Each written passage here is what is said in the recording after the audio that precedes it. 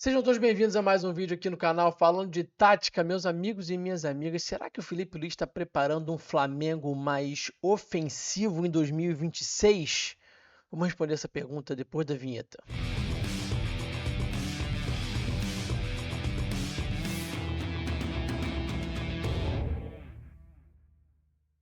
Salve, salve galera, não esquece de deixar o like, muito importante o seu like, se inscreve no canal, compartilha esse conteúdo, hypa e comenta também, tudo isso é muito importante. A gente viu um Flamengo contra o Vasco nessa vitória de 1 a 0 que poderia ter sido 3, 4, 5, 6, foi um grande amasso. De um Flamengo um pouquinho diferente, tá? Então tem que ter muita calma nessa hora porque a gente pode ver por aí conteúdos que apontam que o Flamengo mudou, está diferente. Gente, foi um jogo, estamos falando de um jogo, então tem que ter muito cuidado porque a gente tem que tratar esse tema da seguinte forma: olha, o Flamengo mostrou aqui uma pequena mudança, mas pode ter sido uma estratégia pontual para uma partida. O que a gente viu contra o Vasco, a gente já viu em outros jogos. Só que contra o Vasco a gente viu de uma forma diferente. A gente vai explorar isso bastante durante esse vídeo, tá? Então, muita calma nessa hora, tá? A gente vai ter que olhar para os próximos jogos, observar, analisar e entender se o que vimos contra o Vasco vai virar um padrão ou se vai aparecer pelo menos com mais frequência, tá? Então, vamos com muita calma.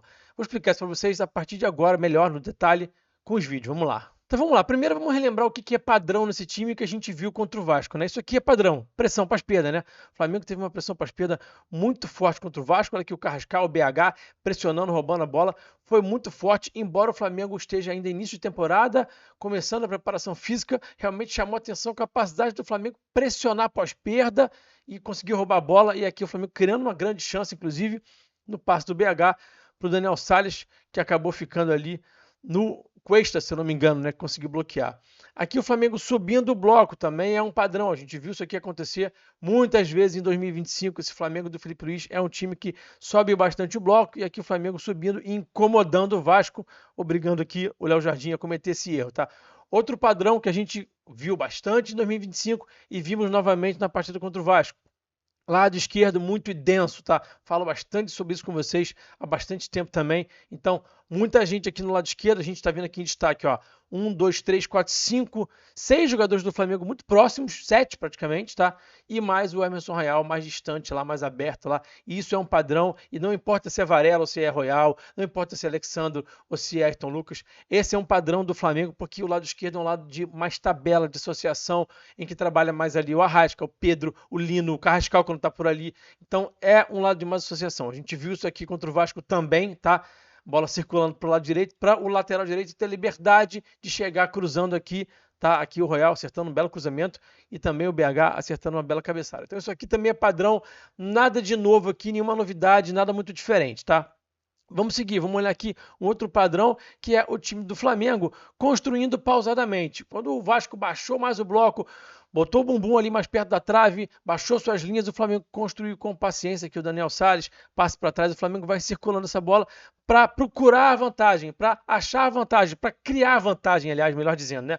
Você vai trabalhar a posse de bola para criar essa vantagem, explorar essa vantagem que você criou e a partir daí criar chance de gol, deixar o seu adversário desconfortável, tá? Então isso aqui é o que o Flamengo faz muito. A gente viu também acontecendo nessa partida contra o Vasco, essa construção pausada. Outra coisa que a gente viu contra o Vasco e também é padrão, atrair para libertar, né? Aqui a bola vem para o Royal, ele acha aqui o Plata bem baixo, o Plata baixando bastante esse movimento do ponta baixar por dentro para atrair o lateral. O Piton morde a isca, salta a pressão, vem para cima aqui do Plata, o Plata faz o passe para trás e aqui o Pulgar já vai achar o passe aqui no Royal, que já estava atacando o espaço que eu tinha destacado para vocês ali na imagem. Isso aqui é o famoso atrair para libertar que o Flamengo faz tão bem, que é um dos pilares do jogo do Felipe, a gente viu também contra o Vasco, então muito padrão. O Flamengo é um time que tem padrão, tá? Tem padrão. Então a gente viu tudo isso aparecer. Essa saída sustentada aqui também no início do jogo, né? Quando o adversário sobe as suas peças, o Flamengo nesse 4+2 também é um padrão, algo que o Flamengo usa bastante, tá? Construindo com bastante gente para a construção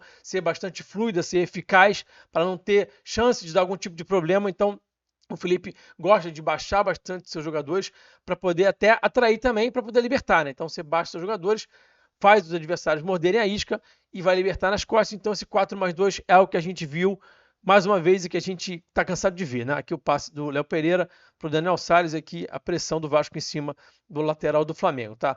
Agora a gente vai ver também uma outra estrutura que a gente viu sim bastante em 2025. Isso aqui não é uma novidade, a gente não tá vendo isso aqui pela primeira vez, que é o 3-1-6 com o volante entre os zagueiros, só um pivô, o Flamengo abrindo mão do duplo pivô, fazendo esse 3-1-6 e abrindo os dois laterais ao mesmo tempo. Então a gente viu isso aqui, ó, tá, o Royal tá aberto aqui, o Alexandre tá aberto lá, tá vendo? 3-1-6 aqui, tá? Isso aqui a gente viu na vitória contra o Vasco, só que a gente já tinha visto isso em 2025. Eu já vou provar isso para vocês com imagens, tá? Então tá aí o 3-1-6 com os dois laterais abertos ao mesmo tempo, mas isso também não é uma grande novidade não, tá? Aqui o Royal sofrendo a pressão aqui do time do Vasco, o Flamengo perdendo essa posse, tá?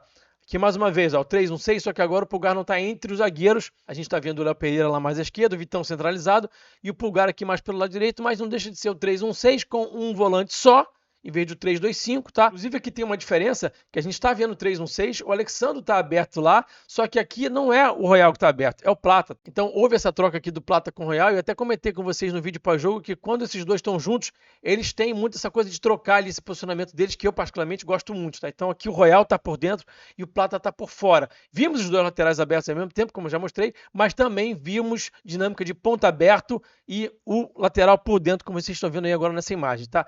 Isso é o grande padrão do Flamengo? Não, o grande padrão, o normal é o Flamengo começar as partidas com o duplo pivô, fazendo esse 3-2-5 aqui, tá? Os dois pivôs alinhados, a gente tá vendo aqui esse duplo pivô, que sempre foi um padrão aqui do jogo do Felipe, tá? Aqui mais uma vez, ó, os dois volantes bem alinhados aqui, tá? Isso aqui é o jogo contra o Botafogo na Supercopa. O padrão sempre foi o 3-2-5 e durante um tempo, no início do trabalho do Felipe, ele quase não mudou essa estrutura do 3-2-5. Ele era quase assim um cara, eu diria que engessado, ele era muito preso a esse 3-2-5, esse duplo pivô.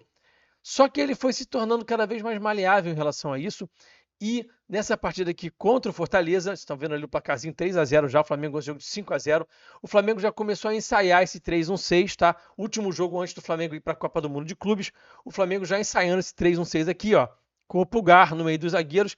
E aqui o Alexandre não está 100% aberto, mas já está mais avançado, já está querendo dar amplitude ali, já está querendo trazer o ponta para dentro, aqui ainda não, mas aqui o Varela já está bem aberto, tá? A gente vai ver agora no próximo lance que o Alexandre vai estar aberto, olha só, aqui ele faz um movimento para dentro, mas agora ele está aberto lá, tá? Então agora quem está baixando aqui é o Everton, inclusive a mesma dupla do jogo contra o Vasco, né?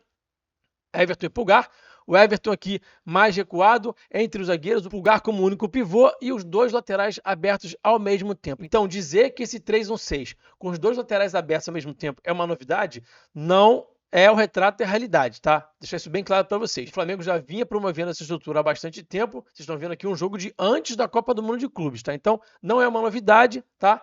Os dois laterais abertos ao mesmo tempo. Inclusive, a gente vai ver aqui, ó, que um dos gols do Flamengo nessa vitória foi gerado a partir dessa estrutura. O Pulgar tá aqui no meio dos zagueiros, o Varela vai romper aqui no espaço, tá? O Alexandre também tá aberto lá do outro lado.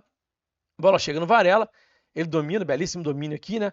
Faz um cruzamento perfeito e o Michael chega chapando. Então o Flamengo até criou um gol já nessa partida, a partir dessa estrutura, a partir dessa dinâmica do volante baixar. Tá? Depois, quando o Jorginho chega, o Flamengo passa a usar isso com mais frequência, porque o Jorginho gosta muito de usar esse movimento para atrair salto de pressão do adversário e gerar espaço no entrelinhas, por exemplo. Tá? Então, depois que o Jorginho chega, isso passa a ser uma frequente. Não é a estrutura inicial. Essa foi a grande diferença, tá?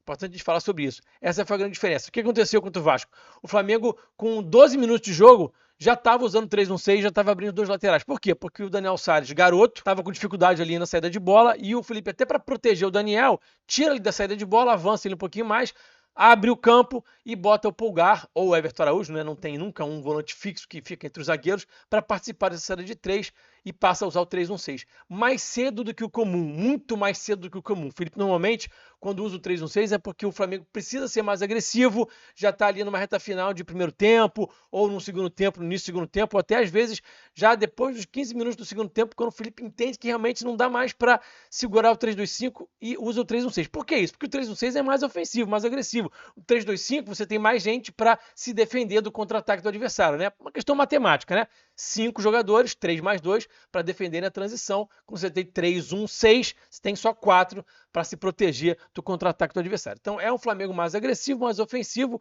e a grande diferença é que o Felipe fez isso mais cedo. Será que ele vai fazer isso mais vezes, mais cedo a partir de agora? É o que a gente vai ter que esperar para ver a partir das próximas partidas, tá? Outra mudança em relação ao Flamengo de 2025. um time um pouco mais vertical. O Flamengo roubou a bola do Vasco ali, mais ou menos ali na linha divisória do gramado, e acelerou. Pode ter sido uma estrutura, pode ter sido, perdão, uma estratégia só para essa partida? Pode sim, porque a gente sabe muito bem que o Vasco é um time que tem dificuldade de defender transição, tem dificuldade na sua transição defensiva. Então o Felipe, sabendo disso, pode ter usado essa estratégia somente para essa partida. Só que também não dá para descartar a possibilidade do Felipe também usar um pouquinho mais o contra-ataque, fazer o Flamengo ser um time um pouquinho mais vertical, tá? Então olha só esse passe aqui do Plata para o Royal cruzando e o Flamengo gerando uma chance de gol a partir dessa verticalidade maior aqui com o Cebolinha. A gente vai ver outro lance aqui agora também, ó. O Coutinho vai errar o passe aqui, o Flamengo vai roubar a bola e vai acelerar. E o Flamengo costuma ser eficiente, criar boas jogadas quando acelera, porque os jogadores são técnicos. Então, esses caras costumam raciocinar rápido, resolver bem nessa situação aqui que você está acelerando o jogo. O ponto é que o Flamengo não está acostumado a treinar contra-ataque. A gente sabe que o Flamengo não tem como padrão ser um time vertical. Então, os jogadores acabam resolvendo o contra-ataque muito no talento e muito menos na dinâmica, porque me parece algo que o Felipe não trabalha tanto assim no dia a dia quando a gente olha para o contra-ataque do Flamengo. Tá? Então, aqui o Carrascal trazendo essa bola aqui para o Cebolinha e o Cebolinha finalizando. Então, o Flamengo mais vertical. O Flamengo chegou a ser vertical em 2025? Sim, a gente viu, por exemplo, aqui no jogo contra o Inter, lá no Beira-Rio, vitória por 3-1 no Brasileirão, o Flamengo fazendo esse gol aqui em contra-ataque, do Lino para o Arrasca, do Arrasca para o Pedro e do Pedro para o gol. Então teve ali um recorte da temporada passada, em que o Flamengo enfrentou o Inter, enfrentou o Vitória também, a gente vai ver aqui agora o Flamengo no contra-ataque contra o Vitória, roubando a bola aqui com o Jorginho e acelerando, tá?